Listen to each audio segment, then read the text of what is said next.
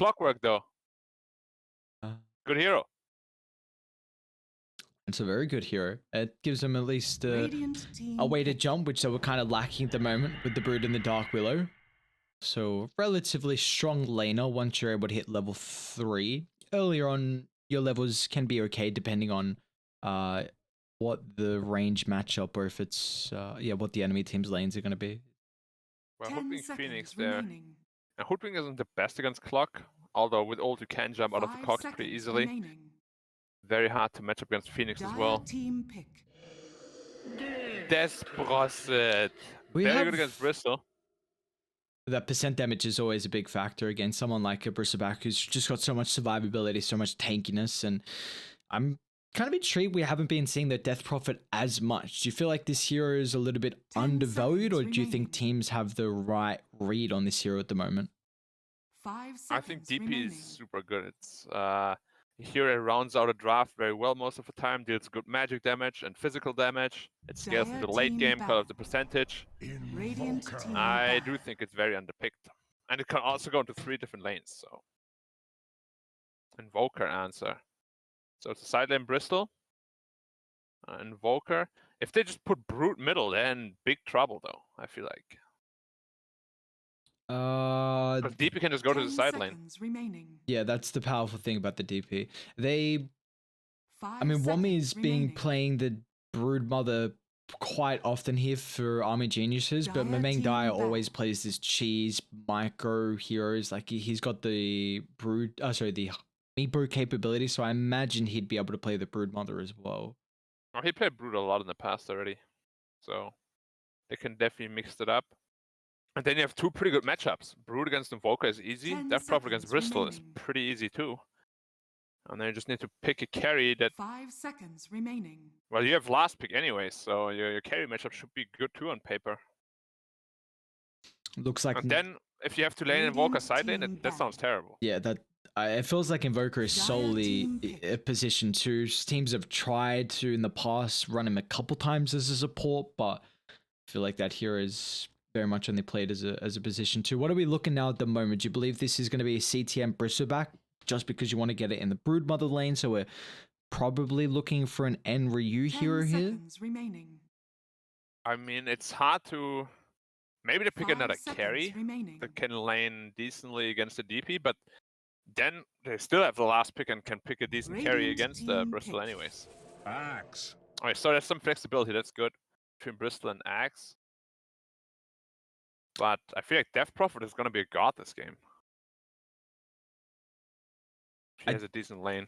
I do really like the Axe pickup though, if you're not looking at the Death Prophet, because like you said, the flexibility, they were needing some way to protect the Supernova. You are looking at the Death Prophet. Yeah, well, I mean, that's the issue. When you don't look at the Death Prophet with the Spirit Siphon, it looks like it's a perfect game. But then when you look at the Spirit Siphon, it's like, oh wait, Death Prophet's actually going to have a great time versus heroes. The reason why I say that is just because they were needing a little bit of AoE control to protect the Supernova. You see with these last 2 bans. I'm pretty sure you just do so and you're good. If you do so, like, you're on a pretty hard timer as Neon, and the team fight is overwhelming for Army Geniuses. Yeah. You got the Brute Mother to deal with all the space. I don't know, like, Medusa seems really good here. But as you said, like, they do have a decent egg protection. Alright, Drow Ranger, kind of the same idea as Medusa, I suppose. But I would still have liked Medusa quite a bit better. Better team fight, better laning. And... it is a mid Drow and carry DP and offlane Brood. What? Why? I feel like mid Brood, offlane DP, carry Drow, you just win 2 out of 3 lanes for free. This makes things a little bit more complicated for AG. Sometimes Army Geniuses do swap up their lanes. But this is very interesting. All I can imagine is that they wanted the DP to go against the Axe, but you had this ultra last pick anyway, where you would have gotten a strong matchup with your carry into the enemy's offlaner. So I'm really intrigued about them picking the Drow into the Evoker matchup now. Maybe they were unsure whether Axe is offlane or carry, since they have this flexibility there. But yeah, that seems like they kind of played their own heads a little bit. I really have to see. Maybe they do switch out the lanes and it's just the heroes. I mean, the players that are very comfortable in the heroes, they can still swap it up, of course. But I don't think that's really what they're doing, like, ever. So. Well, if we are looking, now having to include the potential of this Drow Ranger going mid on the main dire, do we like this last pick here for the side of Army Geniuses, or are we favoring kind of Neon's lineup at the moment? I like Drow. It's a good hero against Bristol as well. Once you get your shard, you reduce the healing by up to 70%, which is like a super hard counter come mid-late game. It's just okay, so it is a mid Drow. It can lane decently against the Walker, you can see. He has pretty good base damage. We have also seen people take up stats and get even more base damage. And then DP lanes very well into Axe, of course, as we know. I'm just a little curious about laning that Brood into the Bristol. But that should be fine too on paper. As you have Magic Stick, you have the Web, and you have Life Leech from the Hunger. And then once you're 6, you can just play around the, avoiding the Bristol back. Oh my god, that one. It does seem like Radiant safe lane is going to be incredibly strong with the Death Prophet, with the Clockwork as well, which is someone that can enable you to find kills in this lane. So Axe could have a bit of a rough start here. We'll see how also the Hoodwink position 4 is going to be able to enable his laning stage on Neon. But it does look like Army Geniuses, they've got their lanes looking solid at the moment. I just am worried. Do you feel like they're able to deal with the Broodmother once she hits level 6? I think Brood, I mean, it doesn't matter what you pick against Brood. As soon as Brood is 6, he's always going to have a good time if the micro is there. Because, like, Bristol will never be able to quill spray all the spiders 3 times, right? If you're, like, on top of your game as Brood. Which has never happened. So you can just cut the jungle, you can cut the waves. Will have access to a lot of farm. And should still be able to get all the item timings that he wants. Because I don't think Phoenix Bristol should be able to really stop a Broodmother. As we said, there's Stick, there's Web, there's the Hunger. So many ways to get your HP back. Yep. Should be pretty easy. And then once the Broodmother is able to pick up that level 6, then it's going to enable Lim to potentially make these rotations across the map, maybe even soak up the middle lane, as Drow Ranger can kind of play around the jungle with these early levels. So at least the supports could be able to get some decent level timings, and we can see how they can then impact the early game. Yeah. I think it's going to be a little bit of a challenge to kill this Bristol back, especially early on, once he gets the Vanguard Hood, which should be there about like 8-9 minutes. And then he can play super aggressively. Like the biggest counter they have this game. We'll see if they build into a vessel on the clock, or... Like, Willow is not a good vessel builder, that's another problem of the hero.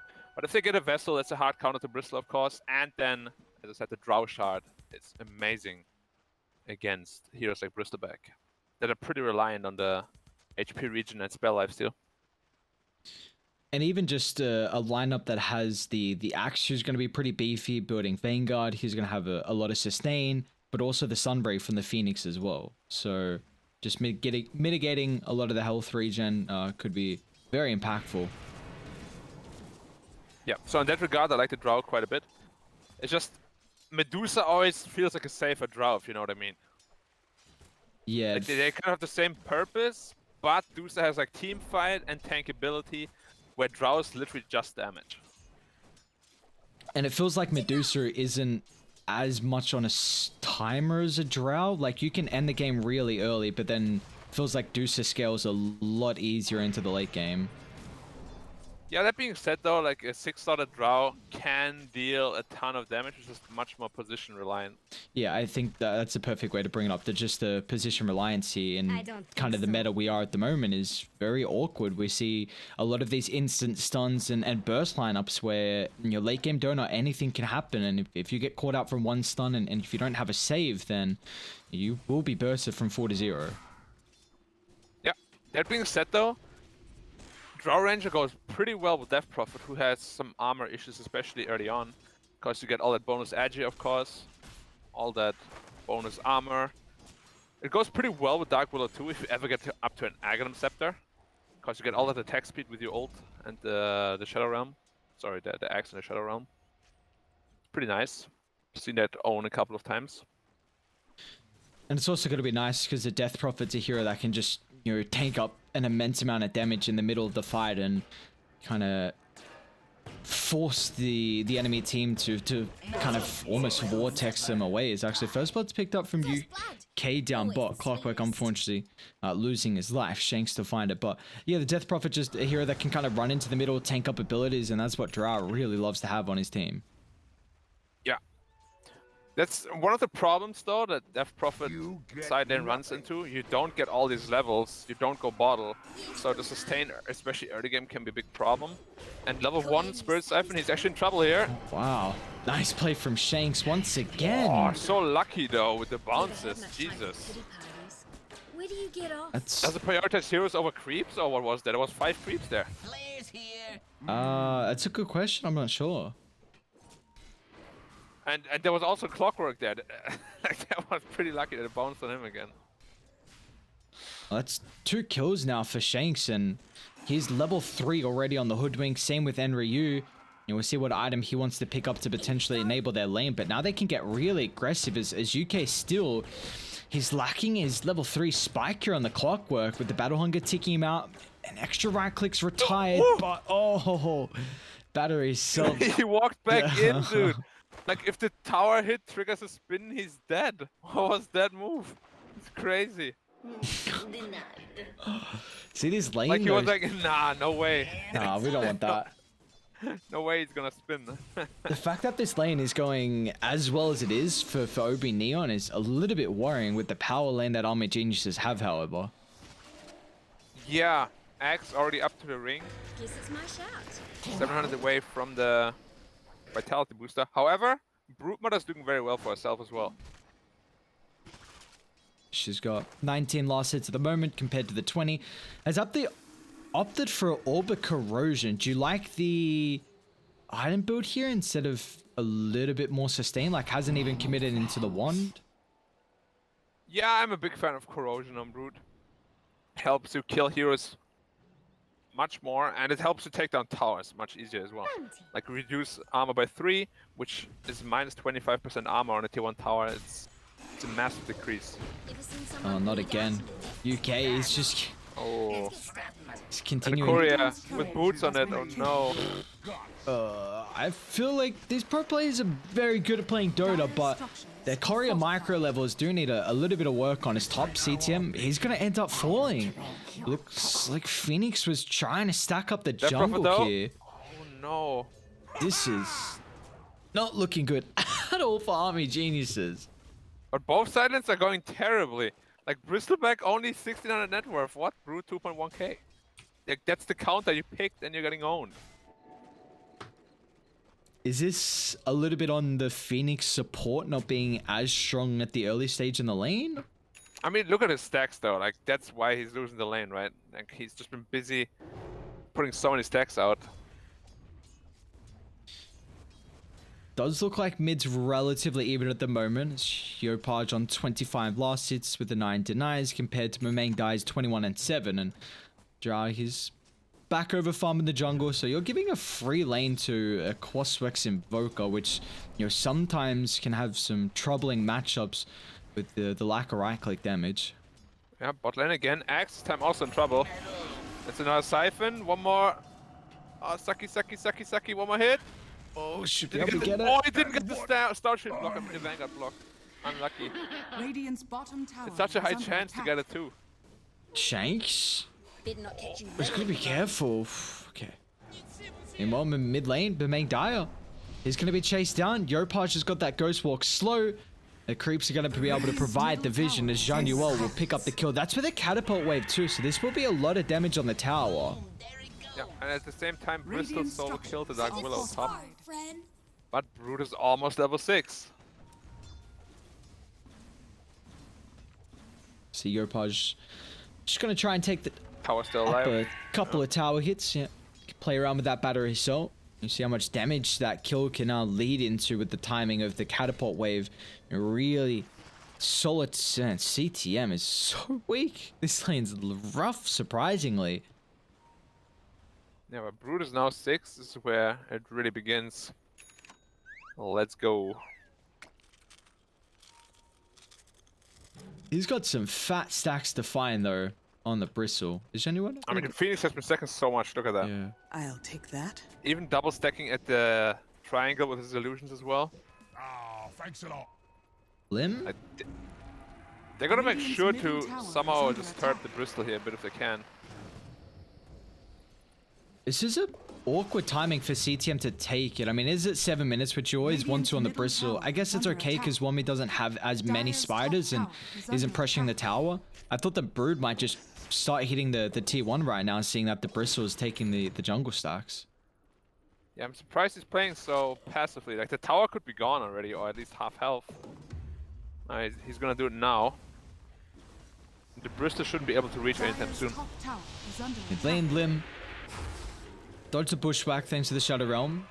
See how they are Look at the top doing. tower. Oof, it's gone. Brute Mother is so stupid. And they don't really have any supports that can play that lane. And they don't have the easiest way to kill off the spiderlings. They'll lose the clockwork, but like the quills will take you a while. It's not, and the spins are gonna take you a while as well. So it's not the easiest way to kill off the spiderlings here. So Brute's gonna have a pretty good time at this top set of the map here. Draw. Yeah, Remain Die once again. Yopaj hunting with the haze deep underneath the Radiant territory in the map here. Can he make it up to the tier 3 tower? He will be able to do so, but they've got this haste available. About to expire. It's going to go over to the western side. Lim. They don't have a cancel. Ooh. Yeah. And there was a DP TP as well. That was awkward to say. DP, TP. Yeah. Tongue twisters. Guess. Radiant's bottom So this is the tower thing, like, under attack. Wami's never going to lose spiders. Yes, CTM can kind of play this lane and still de-push it out with not really too much worry, but it's a lot of gold and experience that you can get from easily killing off the broodlings. Yeah, and he can bottom just keep tower cutting the is wave under from the Brute attack. Mother as well. See if he wants to do that.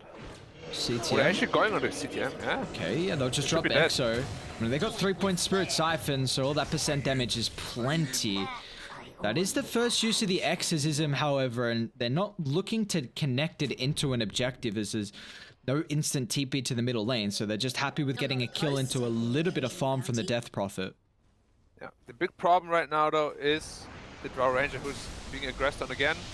So again, Shank's going to use an early sharpshooter, but the help of the rotation from Yopaj deep under the T1 tower secures him another big kill on Remain Die, and they've completely shut down the Drow Ranger. She's the bottom net worth out of all the cores. Woman's going to make a great rotation mid, however.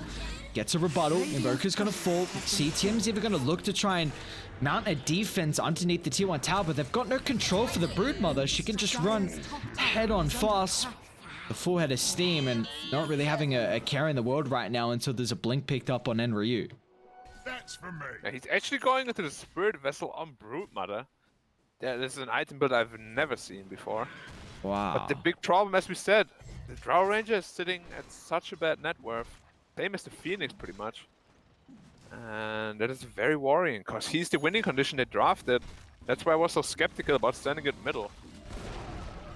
Radiant's middle tower And it's going to get has even fallen. more difficult now as Enryu's already picked up a blink. Second in net worth, Vanguard blink completed before the 11-minute mark, and he's going to find Wami on top of all of the Spiderlings. He gets pretty unlucky with the spins, but it's still got extra follow-up thanks to the +2 and the heroes. Yeah, making it look very easy 4K gold lead now. And Bristol is on to farm the Ancient stacks potentially. This is the timing we spoke about. Vanguard Hood, Soul Ring. He is incredibly tanky. Like, even a Death Prophet with Exorcism will have a hard time killing him now. Januel. This is a difficult dive and egg. beast. Should be fine. Yeah, no problem. Phoenix is so tanky too. Why does he get 3.5 strength per level? So stupid. Good old support strength heroes. Yeah, loving it. Same as Clock, 3.5. What about Earth Spirit though? You get like 4.4 or Yeah, something. that's ridiculous. I legitimately see him have like Magic 1 and another stat item, and he's just 2k HP at like level Oh, they're 11. catching both of them together. Oh, and Ryu just missed his DP, but still, they might not have the damage this time as Wami's not grouped up on his spiderlings, and Ryu unable to cut the tree down. Shanks is still able to provide the vision. This battle hunger is not enough. Only level 2. Pushback soon. 1 second. Oh, Can't get it. no. Oh, you gotta make that. You gotta chuck it out. Just go for it. See if that was CTM's Pudge, he would have hit that. I mean, from what we saw yesterday, the accuracy wasn't all that good. What are you saying? Why are you roasting him? No, I'm just stating facts. I don't know. We have it on tape, bro. There's nothing to know. The tapes don't lie. Well, ain't this Falcon Blade on Death Prophet. Wow. Yeah, this item kind of fell off a cliff, didn't it? I mean, Death Prophet's a ghost, not a falcon, so item has no business on her. Do you feel like the item needs a little bit of increase in the levels here, or not the levels, at least the stats? Honestly, I think it's fine. It's really Death Prophet. It's kind of like an Aquila, right? If you think about it. Ooh, just short. It was like 50 range off. 1100 gold is a lot for what the item gives you. Yeah, but Aquila was the same thing, pretty much, right? Except it gave stats, but this one gives health, mana regen, and damage. So I think that's what they wanted to do anyways, like get like an Aquila replacement for early game purposes. Yep. But yeah, it's probably a little bit too pricey for what it does. Another smoke into the triangle. Mimic Dire. Oh, not again. Again, he's got 2 deaths already. They're gonna stack an extra one on the tally with the head cut off and Radiant. They have no answers though. Like, you can only start fights with the Clockwork Hookshot. Apart from that, you just have to brute force your way into the middle. Yeah. I mean, this is the lineup that you picked yourself onto, right? You picked this Brute Mother super early. Then a draw mid. Goodbye spiders. Potentially? Nope. And it kind of feels like Wami isn't really taking over Neon's jungle as well. Quite often we see the Broodmother can completely control the enemy's safe lane jungle, but this is just not the case. We see Enryu still farming there, and he's actually got no spiders on multiple of the camps, so not taking as much farm away that a Brood usually does. bad intel? Yeah, a little bit surprising, considering the good start he had as well. I mean, he's the guy that's sitting at 7k net for first team. Oh, spiders. Gone. Oh, such a juicy stack of gold. So farmed on Enryu. 4 stuff already completed too. Great item this game. They're lacking an immense amount of stuns, and you just kite them into oblivion. Get out of the cogs, away from the Drow Slow, away from kind of the Dark Willow. AoE control, the Death Prophet as well, to retreat away from a big ultimate and reset as Yopaj they're going to commit exorcism once again for another pick-off here, but Yopaj just got some backup in the Sunray, and that's enough to keep him healthy. As again, we're going to see a wasted use of DB's exorcism. And they're going to be careful because now OB.Neon, they're going to move him forward. A beautiful swashbuckle into the Phoenix Sun, as they're going to be able to burn them down, as Army Geniuses can do nothing here to turn it back on OB.Neon. As we see this hoodwink capability to lock multiple heroes in place thanks to the bushwhack. And Brute TP'd in so late. Like, either you TP right away or just get the top tower. Now you might end up with neither. Radiant's taking a lot of damage, but don't know if you can kill it. Dire's structures are fortified. Oh, access to ping. You look awesome. And that Brood's away from the lane he wants to be. It's away from all the website he's got set up, so it's going to take him a little bit of time to get repositioned. I mean, this game is just becoming disastrous for Army Geniuses. Yeah, and mind you, Bristol wasn't even part of all that. He's just farming his axe up, 800 away from that, and once that's online, it's gonna go to the next level of trouble. Because that axe upgrade is ridiculous as well. Ooh, just off the mark. We just haven't seen Army Geniuses get anything out of this exorcism. I mean, one pickoff is not enough with a big cooldown ultimate like it is. I mean, 145 seconds. We often see this hero able to take objectives, and that's where you really come into fruition with the pick. Yeah, potentially Enryu though. No, don't have the damage. Burst Siphon.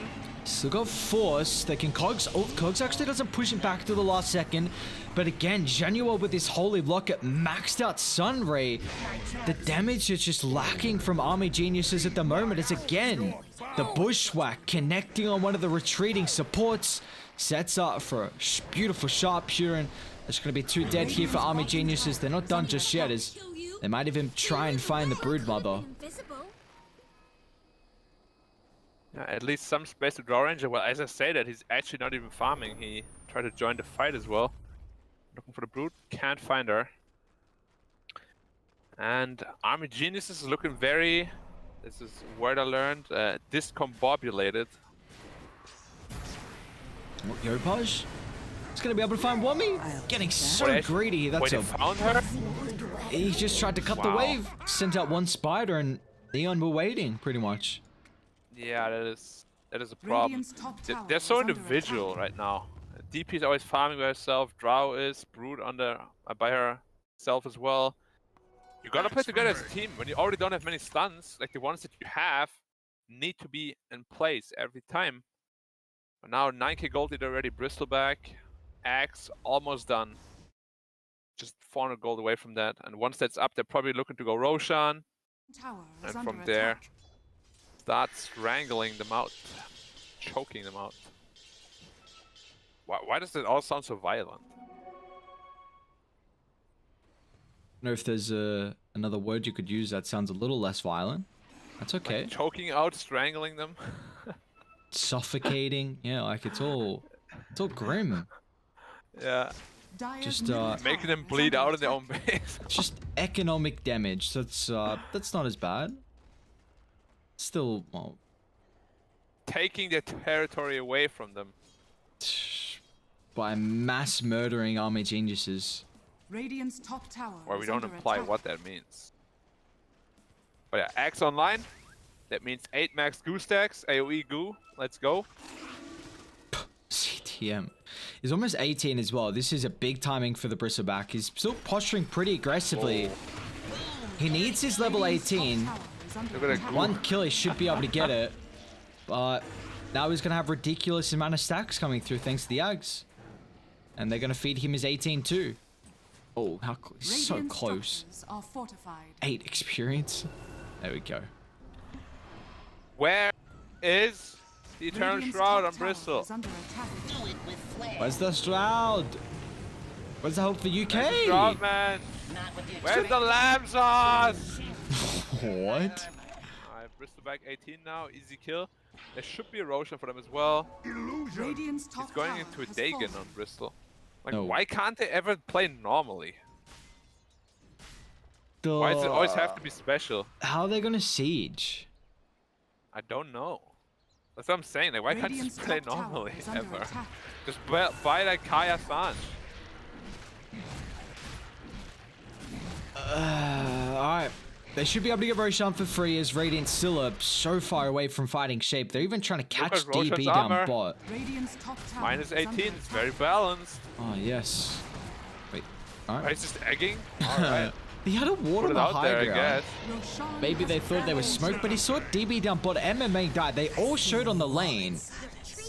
Enryu will be able to catch DB. Sets up for the meatball. That's a great pick off nonetheless. And Tornado, unfortunately, a little bit shy, but do they still want to chase down MMA Dire? It's just going to go for a straight TP out, so he'll make it back to safety. Radiant's middle yeah, it's a little worrying. I mean, their late game is still way better than Dire's, and the way they're itemizing, there's actually a good amount of throw potential. Radiant's bottom tower is under attack.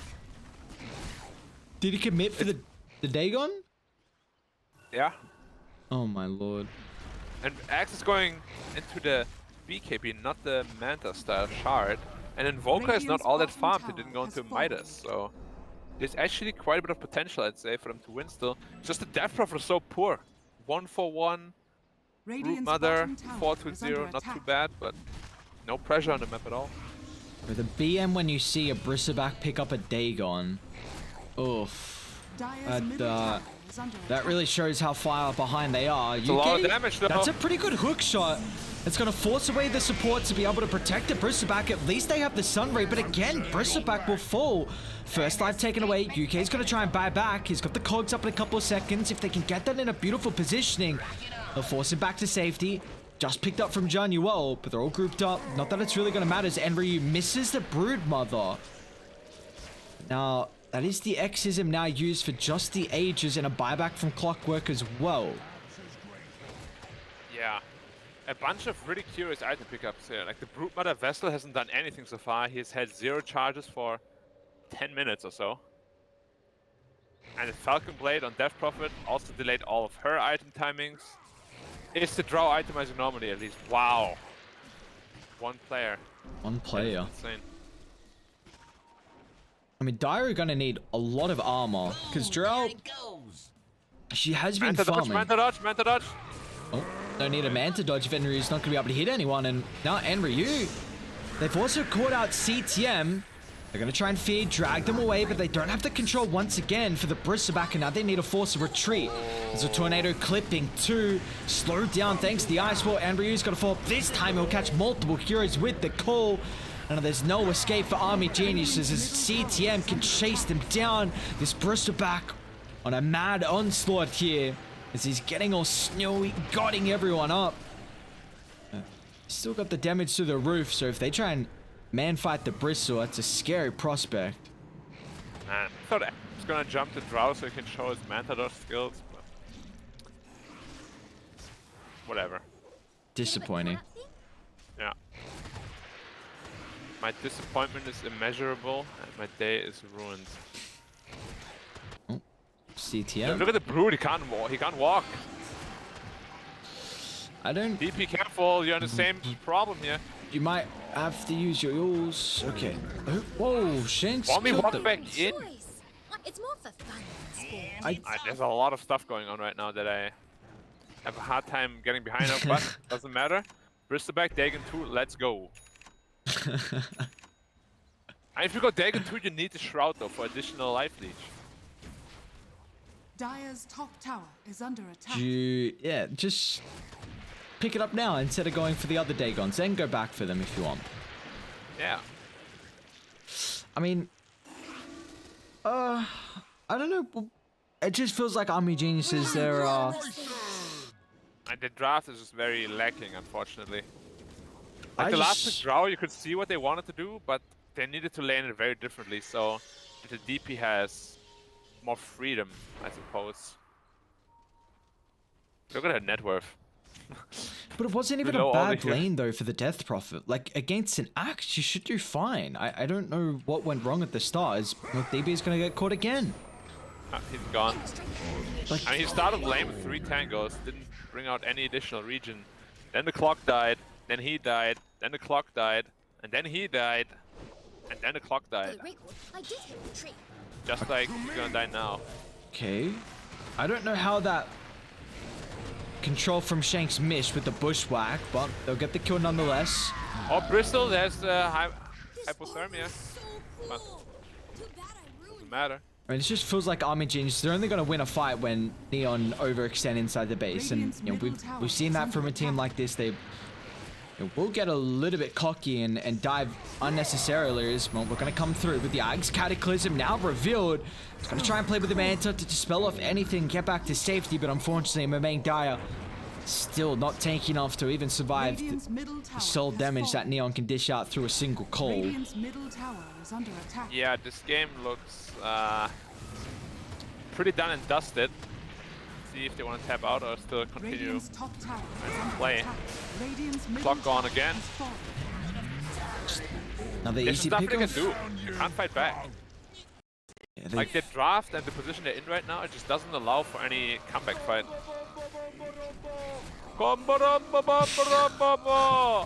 The only play you've got is a hook shot or...